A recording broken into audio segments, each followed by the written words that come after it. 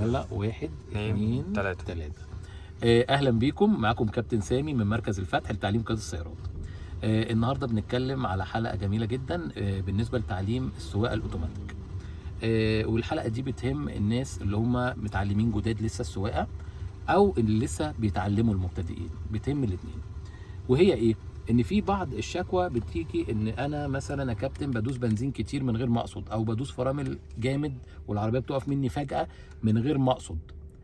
حل المشكله ديت هنتكلم فيه النهارده.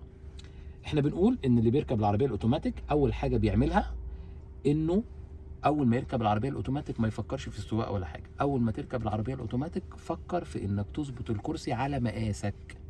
تمام. لان لو الكرسي مش مظبوط على المقاس بالظبط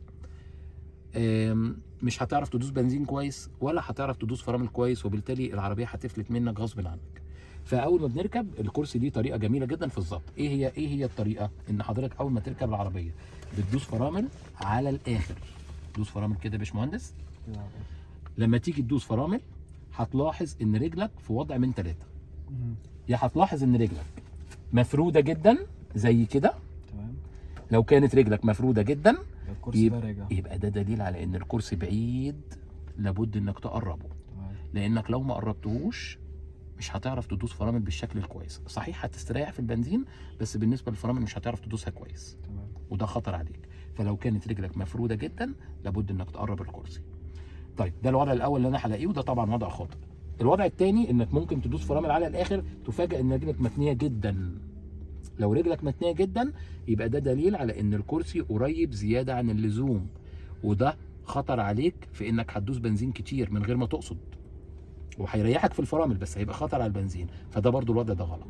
المفروض لما تيجي تركب العربيه الاوتوماتيك تلاقي الوضع الثالث اللي احنا عايزينه، ان انا ادوس فرامل على الاخر الاقي رجلي مفتوحه نص فتحه.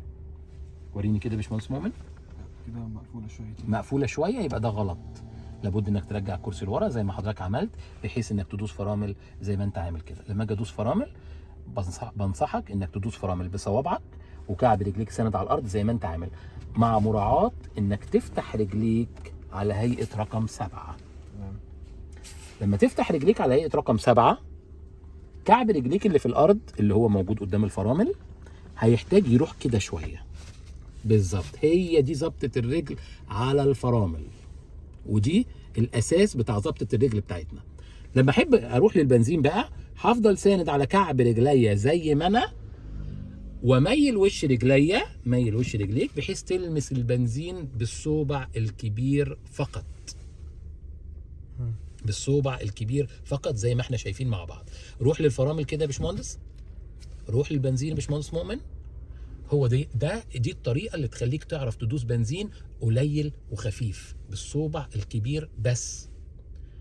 روح للفرامل بس. الله ينور عليك، تسلم ايدك. نتمنى ان المعلومه تكون بسيطه وتكون سهله، وان شاء الله يعني نتمنى ان يعني اكبر عدد من الناس يستفيد بالمعلومه ديت. اشكركم. شكرا.